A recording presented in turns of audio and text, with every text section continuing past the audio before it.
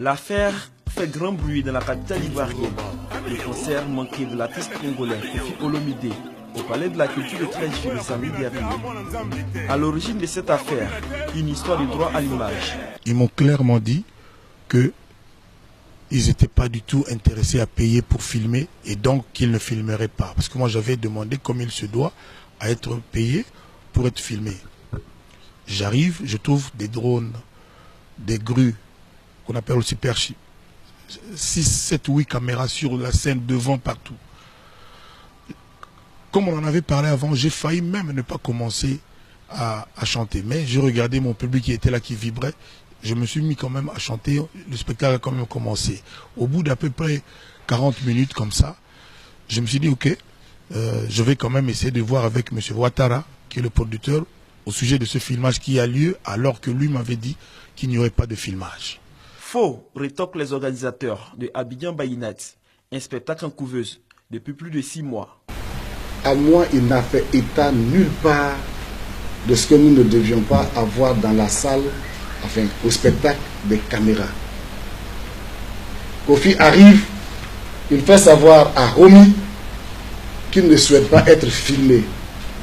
Nous lui avons fait comprendre que les caméras servaient juste pour la diffusion sur les grands écrans et que jamais nous n'allions utiliser ces images à des fins commerciales. Et lui, Koffi Olomide, qui n'est pas organisateur de l'événement, est venu avec grand poussé, il l'a présenté devant tout le monde sur scène. Lui, il avait le droit de filmer le concert, notre événement que nous avons organisé, pour lequel nous lui avons payé un cachet. Lui avait le droit de le filmer et de faire l'usage qu'il lui croyait bon. Nous n'avons pas compris sa démarche et il souhaitait, pour que les caméras continuent de diffuser son image sur le lieu du site, que nous nous payions la somme de 12 millions de francs CFA sur place.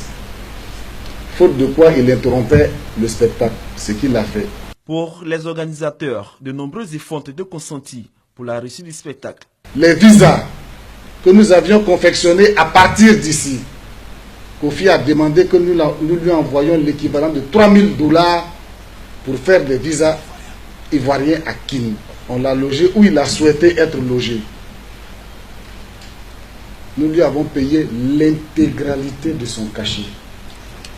L'intégralité de son cachet lui a été payée.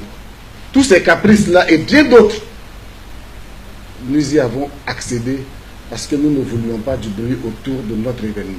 L'artiste international congolais dit disposer de preuves portant sur les conversations concernant ce contrat. Il a tenu à présenter néanmoins ses excuses au public ivoirien et compte se racheter. Ce n'est pas pour moi une question d'argent. Je le répète, c'est cette façon de faire, ce mépris, cette espèce de manque d'honnêteté vis-à-vis des artistes, vis-à-vis de moi, ce qui est arrivé hier. C'est inacceptable. Pour le public, j'ai beaucoup de peine. Je reviendrai en Côte d'Ivoire, je trouverai le moyen de les contenter. Je ne vais pas laisser passer 3 mois. Je reviendrai, mais que les gens comprennent qu'à un moment donné, il faut quand même que les artistes soient quand même respectés. Mais l'affaire ne restera pas là.